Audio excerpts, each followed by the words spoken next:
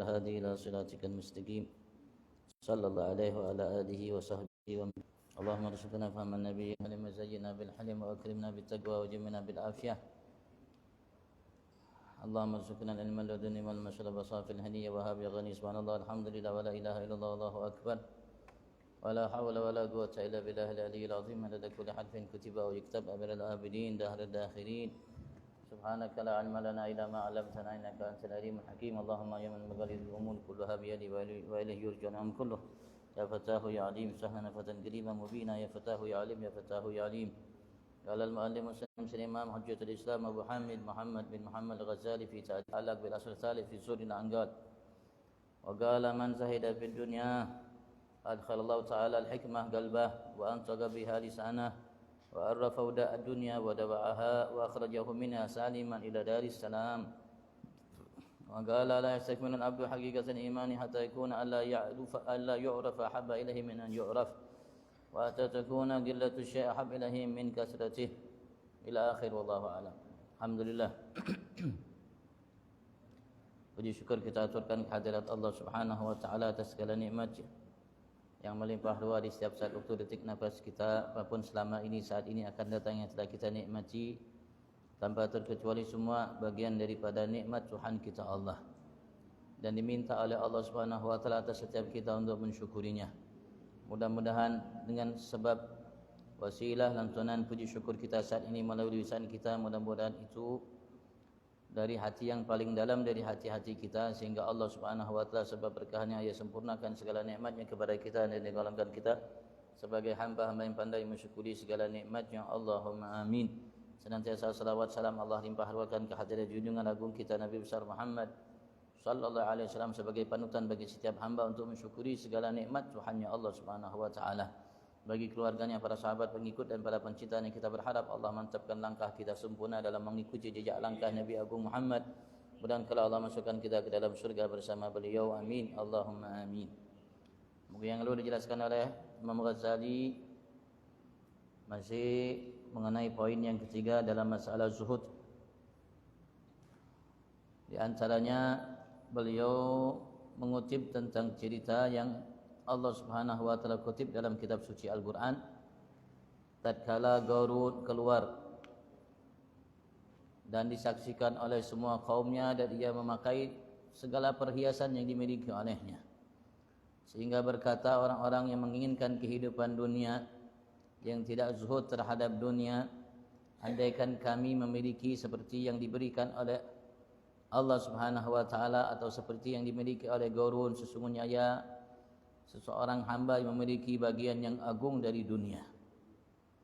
Kemudian Allah pun mengatakan, kala mereka mengatakan orang-orang jahil tersebut mengatakan akan hal itu, Allah menegaskan wa qala alladziina utul ilma, berkata mereka-mereka yang diberikan ilmu oleh Allah Subhanahu wa taala, wailakum, celaka kalian, thawaballah, ketahuilah bahwasanya pahala yang disiapkan oleh Allah dari balasan perbuatan kebaikan seseorang hamba khairun liman amana wa amila salihah, jauh lebih baik bagi setiap yang beriman dan beramal saleh, wala yulaqaha illa sabirun, dan tidak akan mendapatkan itu semua pahala yang dijanjikan oleh Allah yang jauh lebih baik apa yang dimiliki oleh Fir'aun dan oleh Qarun dan lainnya, illa sabirun, kecuali mereka-mereka yang bersabar dalam beriman dan beramal saleh.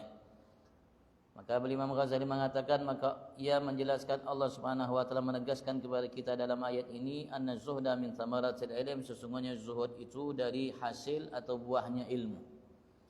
Semakin ilmu kita bertambah akan ilmu akhirat, maka insyaallah semakin kurang kita terlena dirupakan oleh dunia dan apa-apa yang ada di dunia ini, baik dari hartanya, jabatannya dan lainnya. Dan Rasulullah minggu lalu mengatakan, barang siapa di pagi hari keinginannya terfokus hanya kepada dunia, maka segala perkara yang ada di hadapannya akan dicerai-beraikan oleh Allah atasnya.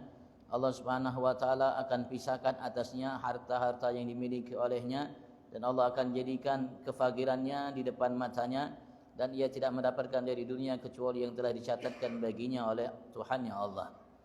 Dan barang siapa yang berada di pagi hari keinginannya terfokus kepada akhirat, maka Allah akan satukan baginya keinginannya, Allah akan jaga baginya harta yang dimiliki olehnya, dan Allah akan jadikan kekayaannya di hatinya dan akan datang kepada dunia dalam keadaan tunduk. Dan Rasulullah mengatakan, merasa malulah kalian terhadap Tuhan kalian Allah Subhanahu wa taala sebenar-benar merasa malu. Maka sahabat mengatakan, sesungguhnya kami ya Rasulullah merasa malu. Maka beliau mengatakan, kalian membangun apa yang kalian tidak namanya diami, dan kalian mengumpulkan apa yang kalian tidak makan. Itu yang minggu lalu. Kita lanjutkan, wa man zahida fid dunya, dan berkata Nabi Agung Muhammad sallallahu alaihi wasallam sebagaimana diberikan oleh Imam Abu Talib Al-Makki dalam karya beliau Ghuthul Qulub, dan disebutkan oleh Imam Al-Muhaddits Ibn Abi Dunya dan Imam Baihaqi. Rasulullah bersabda, man zahida fid dunya, siapapun yang zuhud pada dunia, yang tidak dilupakan oleh dunia, bukan berarti ia tidak boleh memiliki dunia, tapi ia tidak dilupakan oleh dunia. Adkhalallah ta'ala al-hikmah qalbah, maka Allah Subhanahu wa ta'ala akan masukkan al-hikmah, hikmah itu qalbah, dalam hatinya. Barangkali dengan berbagai macam khilaf antara ulama mengenai masalah hikmah, ada yang mengatakan ilmu yang bermanfaat, ada yang mengatakan kalam bijak, kalam yang sedikit tapi memiliki makna yang banyak. Maka Allah akan masukkan dalam hatinya hikmah, wa antaqa biha lisana, sehingga lisannya mengucapkan kalimat-kalimat yang penuh namanya makna, syarat akan makna atau bijak.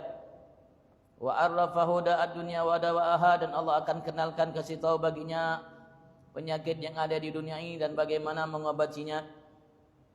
Wa akhrajahu minha saliman ila daris salam, dan Allah akan keluarkan ia dari dunia ini dalam kondisi selamat, ila daris salam, ke daris salam, ke tempat yang penuh keselamatan, yaitu di surga Allah Subhanahu wa taala. Selamat dari tipunya, selamat dari muslihat-muslihatnya, selamat dari propaganda dunia dan lain sebagainya. Kalau ia zuhud pada dunia. Wagal, dan Rasulullah bersabda dalam riwayat Imam Abu Talib juga Al-Makki dalam karya beliau Ghuthul Qulub, beliau mengatakan, kami meriwayatkan hadisnya mursal dari Ali bin Ma'bad dan Ali bin Abi Talha. Rasulullah bersabda, la yastakmilul abdu haqiqatan iman, tidak akan mungkin seseorang hamba itu mampu menyempurnakan hakikat keimanan yang dimiliki olehnya, hatta yakuna la yu'raf, sehingga ia menjadi seseorang untuk tidak dikenal oleh selainnya, diketahui oleh selainnya akan dirinya siapa ia, ahabba ilahi min an yu'raf, lebih disukai olehnya dari andaikan ia dikenal oleh selainnya. Menunjukkan hakikat keimanan seseorang itu sudah sempurna kalau ia tidak mau dikenal oleh selainnya, tidak mau diketahui oleh selainnya, lebih ia sukai daripada ia diketahui oleh selainnya. Wa hatta takuna qillatu syai', sehingga menjadi baginya qillatu syai', sedikitnya sesuatu yang ia miliki dari dunia ini, ahab ilaihi min kathrati, lebih ia sukai olehnya daripada banyaknya. Sedikitnya harta, sedikitnya namanya kedudukan, jabatan, lebih ia sukai. Atau tidak memiliki harta, tidak memiliki jabatan, kedudukan, jauh lebih ia sukai dari memilikinya. Itu menandakan tanda keimanan yang sempurna yang dimiliki oleh seseorang hamba. Selagi ia ingin dikenal atau memaksakan dirinya ingin dikenal, berarti menunjukkan bahwasanya iman itu belum masuk ke dalam hatinya secara hakikat. Kalau sudah mulai iman itu secara hakikat masuk ke dalam hatinya, mulai dia tidak mau dikenal oleh siapapun.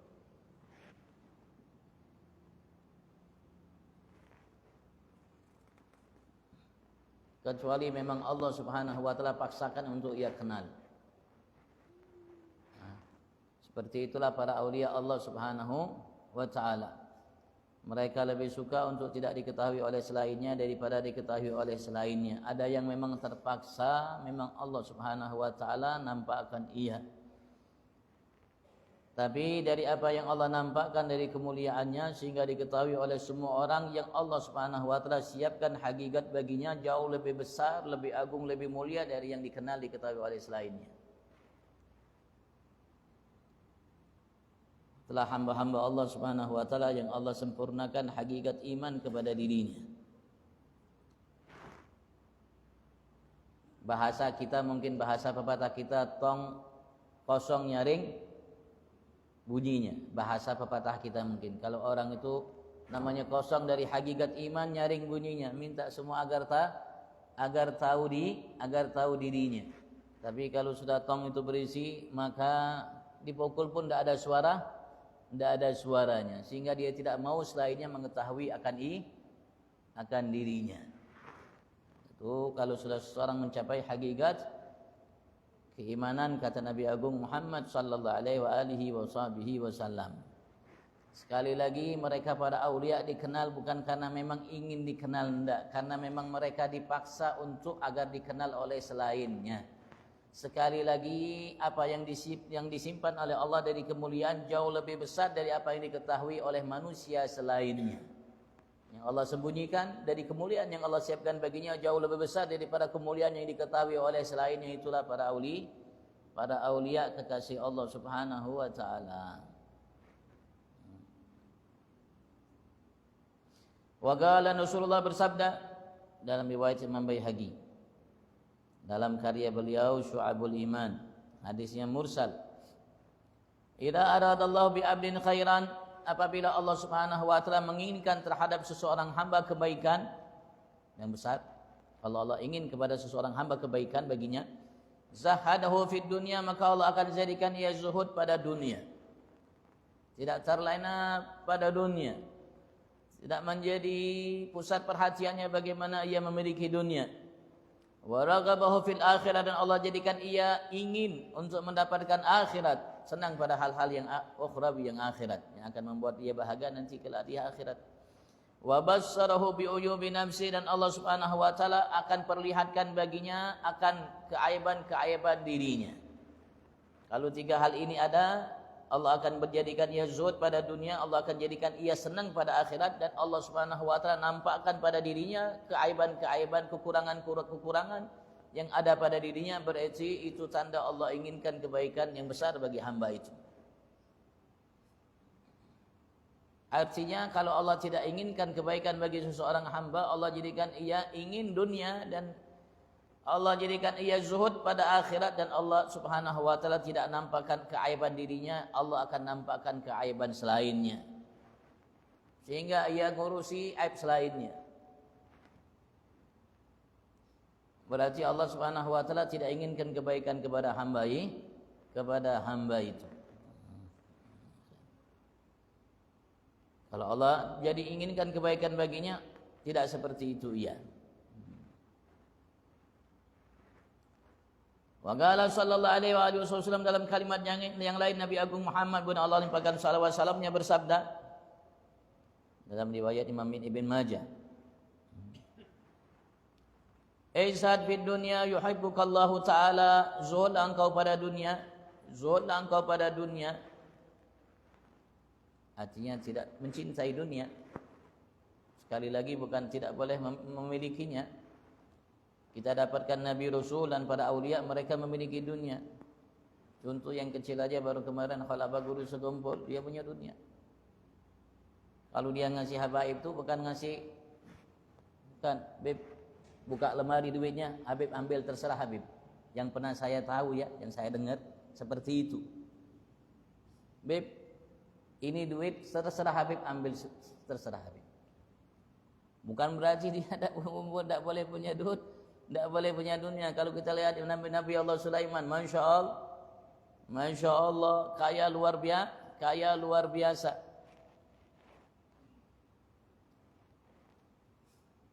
Dan banyak para aulia mereka kaya.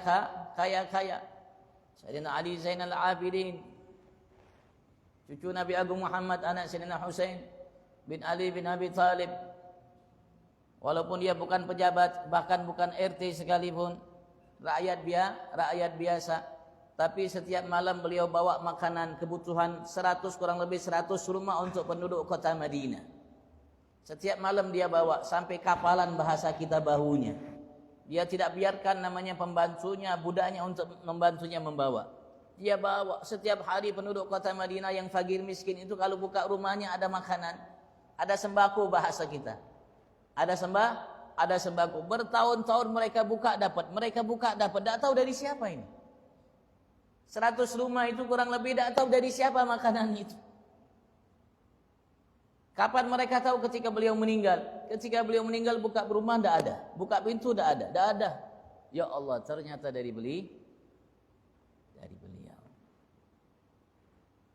Syekh Abu Bakar bin Salim setiap hari dia ngasih makan roti kurang lebih 700 sampai sekeping 1000 keping roti. Bukan roti yang kayak kita, bukan, ini roti ganal besar begini. Nah. Kalau makan itu cukup dari pagi sampai ke sore, kenyangnya. Setiap hari 700 sampai 1000.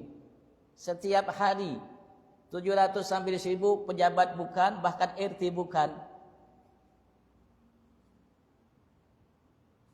Pedagang pembisnis bukan. Tapi setiap hari bisa ngasih 1000 orang makan. Bahkan kalau ada tamu, kurang lebih tamu itu kalau sudah sampai 100 orang disembelihkan seekor onta. Kalau sudah 300 orang disembelihkan 3 ekor onta. Kalau tidak punya duit kayak apa? Hah? Tapi ia gunakan, manfaatkan untuk selainnya. Abdullah bin Syekh Idrus di kota Tarim terkenal, beliau mengatakan selagi ada tamu di kota Tarim ini 1000 orang, saya akan jamu semua. Kalau ada datang tamu 1000 orang, saya umumkan saya semua yang jamu tamu tersebut. Kalau lebih dari 1000 silakan kalian mau jamu. Penting selagi sampai 1000 tamu saya akan jamu. Kira-kira adakah yang 1000 tamu? Para aulia. Tapi dunia itu hanya di tangan. Seperti Imam Husain bin Syekh Abu Bakar bin Salim. Ada seorang menggerutu dalam hatinya. Ini Masya Allah terkenal wali, hebat, luar biasa. Bahkan Gutbul Ghaus di masanya. Kok sogi ya? Biasanya orang-orang wali itu enggak sogi. Maka beliau dikasyaf, ya fulan, andaikan harta yang aku miliki Allah habiskan 1 detik, habis, maka aku tidak akan bergeser, bahkan tidak bergerak bulu pun sedikit pun untuk menyangkal Allah Subhanahu wa taala yang telah mengambil hartaku itu semua. Apalagi masuk ke dalam hati, tidak. Bulu pun tidak bergerak sedikit pun kalau ia ambil hartaku sekejap. Kenapa? Karena harta tidak di tangan mereka. Harta di tangan mereka. Karena zuhud berkaitan dengan hati. Hati. Makanya nampak dengan ucapan, dengan perbuatan, dengan tingkah laku. Artinya bukan berarti orang yang zuhud itu tidak boleh kaya. Sekali lagi, bukan berarti orang yang zuhud itu tidak boleh kaya. Tapi harta itu, jabatan itu tidak ada di hatinya sedikit pun. Hanya sekedar di tangan mereka. Sehingga mereka mampu untuk bersedekah dengan banyak. Berbeda dengan orang yang hatinya cinta kepada dunia. Izhad bid dunya yuhibbukallah ta'ala. Rasulullah mengatakan zuhudlah pada dunia. Janganlah cintai dunia, maka engkau akan dicintai oleh Tuhanmu Allah Subhanahu wa taala. Selagi engkau tidak mencintai dunia, zuhud pada dunia, maka Allah akan selalu mencintaimu. Wazhad fima fi aidin nas yuhibbukan nas, maka zuhudlah. Janganlah menoleh, menginginkan apa yang ada di tangan selainmu, manusia selainmu. Yuhibbukan nas, maka engkau dicintai oleh manusia selainmu.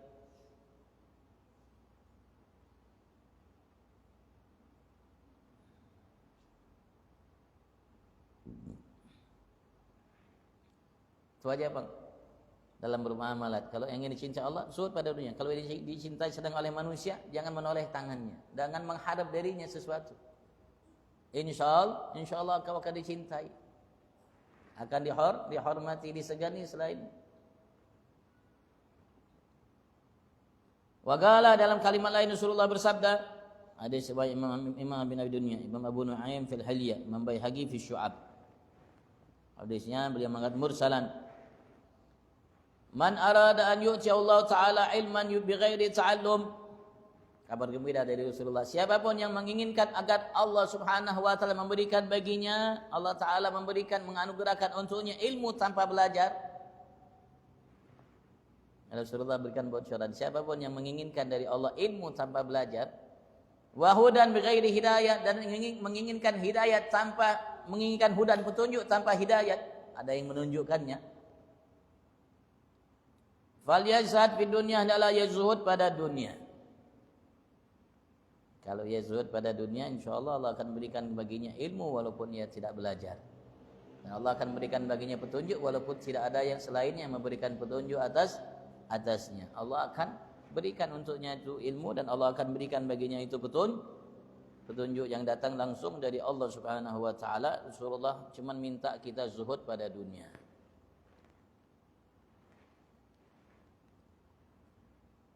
Kalau kita mampu, ya Allah akan berikan sesuai dengan janji Nabi besar Muhammad sallallahu alaihi wasallam. Tapi ilmu itu tidak menghasilkan sesuatu kalau tanpa diamalkan. Maka kalau kita mengamalkannya, maka Allah akan berikan bagi kita ilmu yang kita akan amalkan. Dan Allah pun akan selalu memberikan kita ilmu yang akan kita amalkan.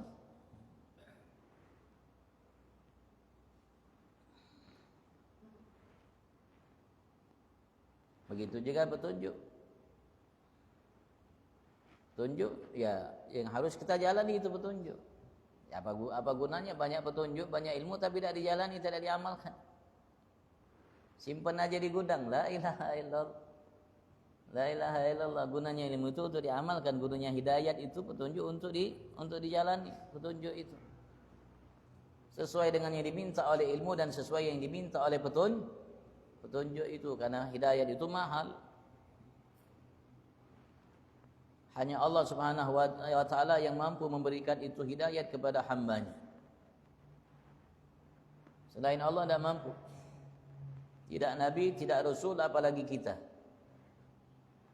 Sampai Allah Subhanahu wa taala menegaskan dalam kitab suci Al-Qur'an terhadap kita umat dalam khitab yang Allah berikan kepada Nabi Agung Muhammad. Allah mengatakan, innaka la tahdi man ahbabta walakinallaha yahdi man yasha. Sesungguhnya Allah tidak akan memberikan hidayat, petunjuk kepada siapa yang kau inginkan, akan tetapi ialah Allah yang akan memberikan hidayat, petunjuk kepada siapa yang ia kehendaki. Man yasha. Tapi biasanya hidayat itu Allah Subhanahu wa taala berikan kepada mereka yang bertakwa kepada Allah, yang mengamalkan ilmunya, mengamalkan itu petunjuk. Hudan lil dzalikal kitab lam mim dzalikal kitab la raiba fihi hudan lil muttaqin. Al-Qur'an juga hudan lil muttaqin. Kalau orang yang tidak bertakwa tidak menjadi petunjuk Al-Qur'an. Tapi kalau orang yang bertakwa insyaallah akan menjadi petunjuk Al-Qur'an. Tapi orang yang tidak bertakwa kepada Allah, walaupun hafal Al-Quran, walaupun hafal 1000 tafsir, kalau tidak namanya tidak menjadi orang yang bertakwa, dia tidak akan menjadi petunjuk itu Al-Quran. Dan kalau hamba itu bertakwa, walaupun tidak hafal Al-Quran, walaupun tidak bisa baca tafsir, maka Allah akan jadikan itu Al-Quran menjadi petunjuk baginya. Karena Allah tidak mensyaratkan harus hafal Quran untuk menjadikan Al-Quran petunjuk baginya. Allah mensyaratkan hanya hudan lil muttaqin. Tidak ada syarat yang lain. Dan ketika Allah menegaskan muttaqin itu, alladzina yu'minuna bil ghaib wa yuqimunas salata mimma razaqnahum yunfiqun walladzina yu'minuna ma unzila ilaika wa ma unzila min qablika wal akhirati hum yuqinun. Tidak ada syarat harus hafal Quran, tidak ada. Kalau tidak percaya, antum buka surat Al-Baqarah, antum baca terjemahnya. Antum baca terjemahnya. Kita ada syarat harus namanya hafal Al-Quran, tidak ada syarat. Apalagi harus hafal tafsirnya dan lain sebagainya, tidak harus. Harus yang diminta oleh Allah untuk kita bertakwa kepada Allah Subhanahu wa taala. Allah sebutkan itu ciri khas orang-orang yang bertakwa seperti itu.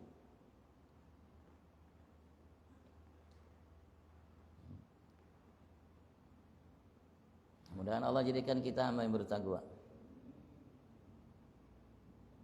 Tapi jalurnya berat. Tidak semudah yang diucapkan oleh lisan. Tidak semudah hanya sekedar harapan. Tidak bisa dengan harapan, harus berjalan. Jalannya menanjak, dan dalam menanjak banyak hambatan, banyak hambatan, halangan. Imam Ghazali mengatakan dalam karyanya, kalau tidak salah, Minhajul Abidin, ketika orang melihat jalannya menanjak dan banyak hambatan, dari yang ingin menjalankan ketakwaan kepada Allah banyak yang mundur berdahulu. Sebelum bergerak berjalan satu langkah, melihat sudah banyak yang mundur. Dari yang melangkah untuk menjalankan ketakwaan kepada Allah Subhanahu wa taala, sedikit yang bisa sampai ke atas. Ada hawa, ada nafsu, ada dunia. Dunia nanti berbagai macam hal yang ada.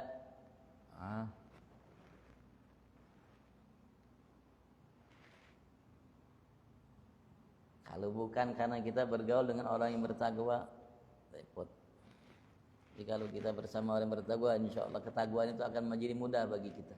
Kalau enggak, wallahu a'lam. Karena hijab juga banyak, hijabul zulmah, hijabun nur.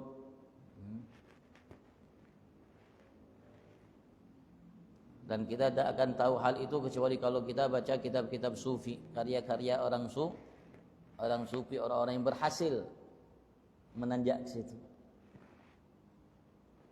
Nah, karya seperti Imam Ghazali ini, Bang. Kalau tidak sampai kiamat tidak akan tahu, kita tidak akan paham. Kalau tidak baca kitab-kitab seperti ini, tidak paham. Dia kira ketakwaan itu hanya sekedar sesuatu yang nampak. Ketakwaan itu hanya sekedar namanya ucapan kalimat yang mudah diucapkan oleh lisan.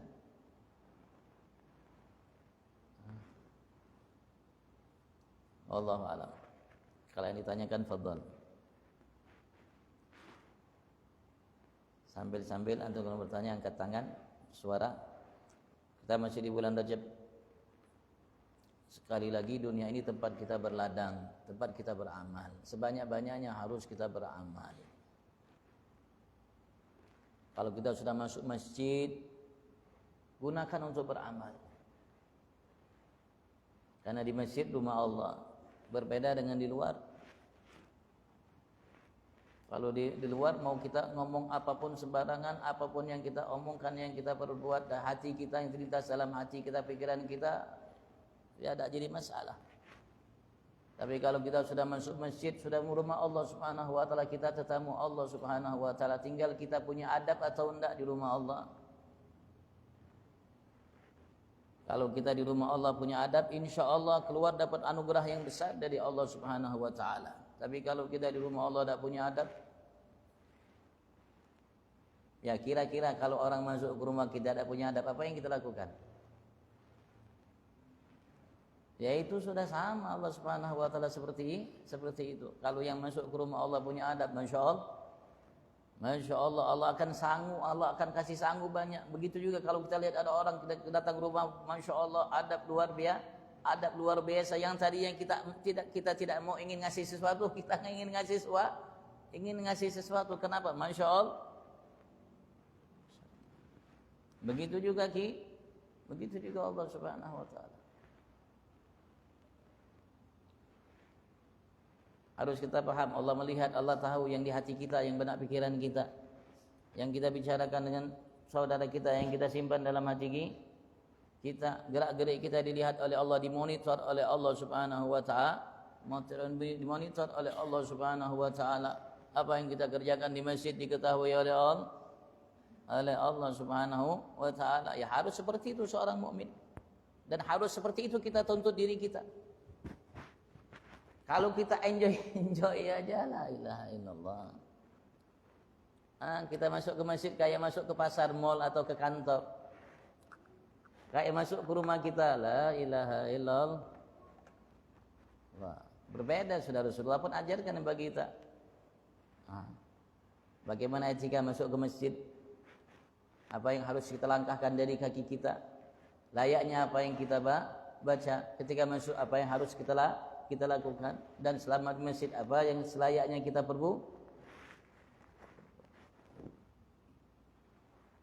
Ini bagian daripada ketakwaan kepada Allah Subhanahu wa taala. Jangan sampai kita samakan masjid di luar masjid. Bukan berarti namanya amalan di luar masjid tidak semulia amalan di dalam masjid. Tidak, banyak amalan di luar masjid jauh lebih mulia daripada amalan di masjid. Karena orang kalau masuk masjid berbuat baik wajar. Masuk masjid berbuat baik, beribadat kepada Allah wajar karena tempat berbuat baik, tempat ibadat kepada Allah Subhanahu wa taala. Biasa aja, Bang. Artinya biasa. Tapi kalau orang ke pasar, tempat namanya penipu, tempat pendusta, tempat sumpah palsu, tempat macam-macam, tiba-tiba dia beribadat kepada Allah Subhanahu wa taala, selalu ingat kepada Allah Subhanahu wa taala, jaga hatinya, jaga namanya benak pikirannya di situ Allah melihat. Masya Allah, ini luar biasa, jauh lebih hebat, jauh lebih besar pahala yang daripada dia di masjid dia lakukan ibadat itu. Kenapa? Di tempat orang lalai, di tempat orang bermaksiat kepada Allah, ternyata dia beribadat kepada Allah Subhanahu taala. Luar biasa. Begitu juga kalau orang namanya bermaksiat kepada Allah di pasar, ya wajar, Bang. Kenapa? Karena tempat maksiat. Mau ada hantu pukang, hantu puyang, macam-macam hantunya di sana. Perempuan yang tidak pakai namanya aurat terbuka bawahnya, terbuka atasnya, macam-macam. Dia biasa. Tapi kalau orang maksiat di masjid itu luar biasa. Masjid bermaksiat, la ilaha illallah. Jadi kita perlu juga pakai ini. Ini yang dimuliakan oleh Allah Subhanahu wa taala. Yang taat yang bisa mau taat kepada Allah Subhanahu wa taala, pakai akal juga dalam mendekatkan diri kepada Allah Subhanahu wa taala. Dengan akal kita ini kita akan mendapatkan pahala yang besar dari Allah Subhanahu wa taala.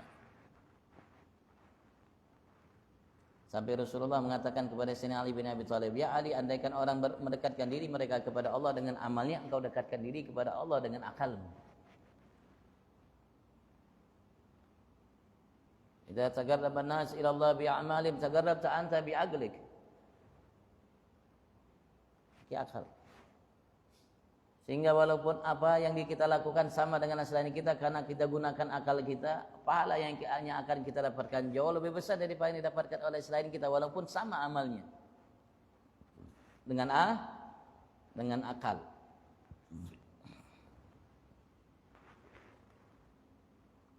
Fadhal, kalian tanyakan, fadhal. Sambil saya ngoceh, Bang.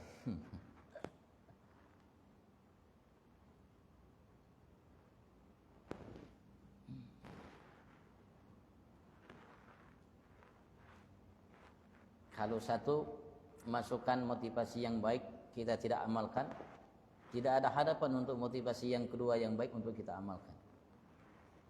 Kalau satu motivasi ilmu, pengetahuan atau petunjuk yang kita dapatkan yang baik kita abaikan, kecil harapan untuk kita mendapatkan yang berikutnya untuk kita amalkan, pasti kita abaikan. Tapi kalau sudah kita mendapatkan satu motivasi, berita yang baik, petunjuk yang baik, kita amalkan, insya Allah. Untuk motivasi, petunjuk yang lainnya setelah itu pasti kita akan amalkan. Begitu sudah sunnatullah. Begitu sudah sunnatullah.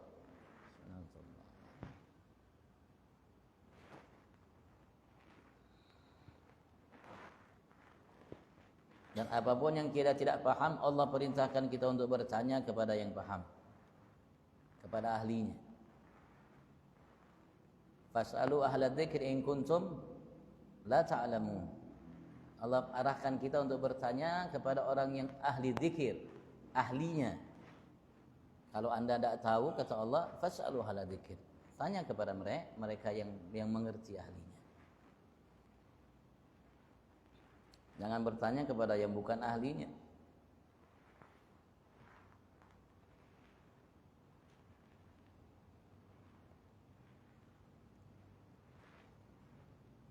Kalau kita tanya yang bukan ahlinya, kalau kita dapat jawaban keliru, salah, bukan salah dia, salah kita. Karena Allah perintahkan kita untuk tanya sama ahlinya. Fas'alu ahla dzikri. Dalam berapa ayat Allah mengatakan hal itu?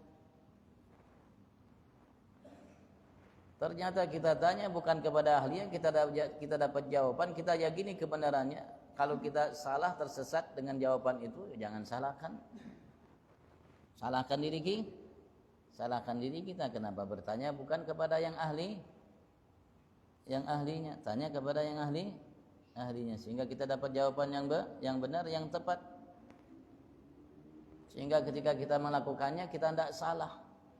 Karena tidak sedikit saudara-saudara kita yang sholat bersama kita, yang masya Allah giat dalam melaksanakan sholat wajib berjamaah di masjid, tapi karena mereka tidak mendapatkan namanya masukan dari orang yang tepat ahlinya, mereka keliru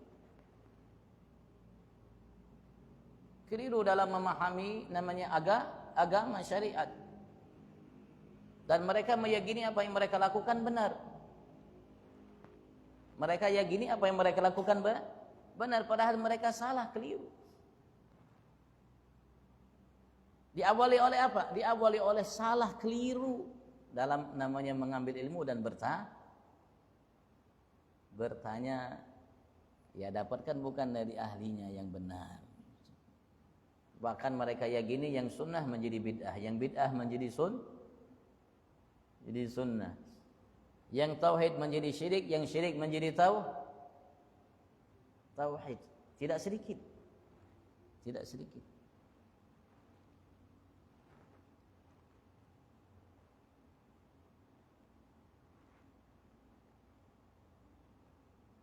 Banyak hal-hal yang besar yang mereka miliki dalam hati mereka yang membuat murka Tuhannya Allah. Dan sudah banyak yang menjadi nasi menjadi bubur. Di antara mereka itu sudah banyak nasi yang menjadi bubur.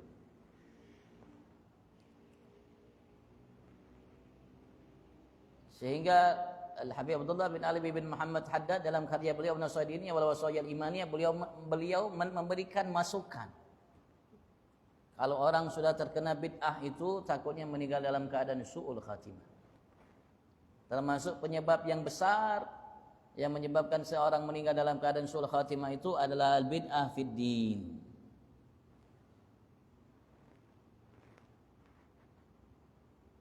Apa ciri khasnya? Membenci saudaranya muslim. Itu ciri khasnya. Walaupun kelihatan sama pas sholat ke masjid, sama kelihatan bersama, tapi ya benci saudaranya muslim. Yang dia sholat bersama itu dibencinya dalam hatinya.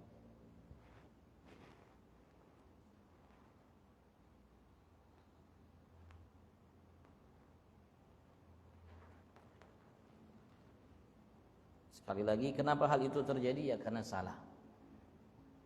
Keliru dari langkah awalnya. Kalau sudah keliru dari langkah awalnya, ya keliru sampai seterusnya. Maka Imam Ghazali dalam kitab Bidayatul Hidayah, beliau mengarahkan kita dalam menuntut ilmu. Samping kita namanya disebutkan kepada beliau bagaimana ciri ulama akhirat, ulama dunia itu, ya beliau mengajarkan kepada kita bagaimana niat orang menuntut ilmu itu. Bukan untuk menjadi seseorang yang dimuliakan lebih daripada teman-temannya, bukan untuk mencari nama yang harum dan lain sebagainya, atau pengikut jamaah yang banyak dan lain sebagainya. Beliau disebutkan dalam kitab Bidayatul Hidayah. Karena apa? Karena kalau sudah salah langkah awalnya akan salah berikut. Kalau sudah salahnya itu namanya menahun, ya repot untuk dibenarkan, dibujurkan. Sudah menahun salahnya. Bahasa kita besi sudah berkarat. Apalagi kalau sudah kaca kalau besi berkarat mungkin bisa masih ditaruh di pandai besi, masih bisa mungkin dibujurkan. Tapi kalau sudah kaca berkarat tidak bisa dibujur.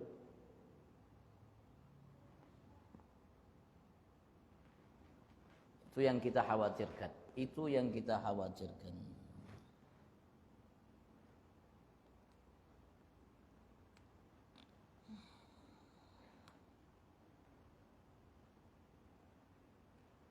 Mudah-mudahan Allah Subhanahu wa taala mantapkan kita dalam hidayah.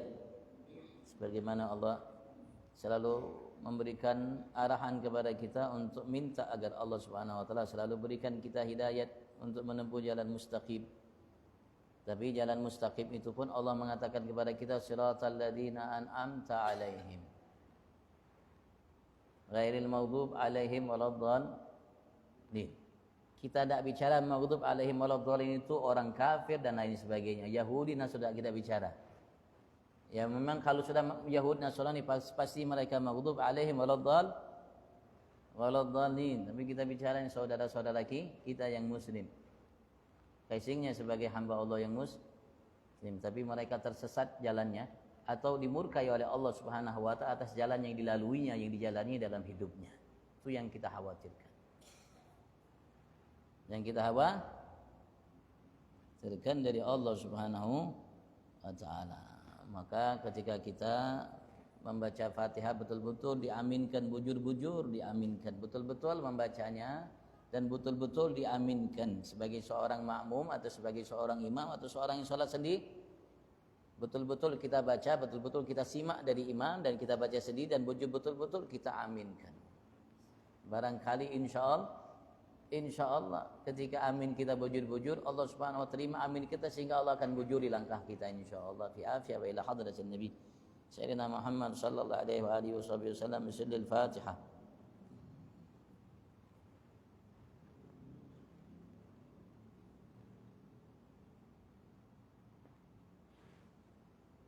وعلى آل الإسلام صلاة تنجينا بها من جميع الأهوال والآفات وتقضينا بها جميع الحاجات وطهرنا بها من جميع السيئات وارفعنا بها عندك على الدرجات وتبلغنا بها أشر الغايات من جميع الخيرات في الحياة وبعد من يا ربنا اعترفنا بأننا اقترفنا وأننا أسرفنا على رضا أشرفنا فتب علينا توبة تغسل لكل حبة وسر لنا العورات وآمن الروعات واغفر لوالدينا ربي ومولودينا والأهل والإخوان وسائر الخلان وكل ذي محبة وجيرة أو صبا والمسلمين أجمع آمين بأسماء فضلا وجودا من نال باكتساب منا بالمصطفى الرسول نحظى بكل سول بالمصطفى الرسول نحظى بكل سول بالمصطفى الرسول نحظى بكل سول صلى الله وسلم ربي عليه عد الحبل وآله وصحبه إلى التصرف والحمد لله في البدء والثناء حمدا كثيرا دائم محبة النسائم سبحان ربك رب العزة عما يصفون سلام على المرسلين الحمد لله رب العالمين العفو منكم السلام عليكم ورحمة الله وبركاته تقبل الله منكم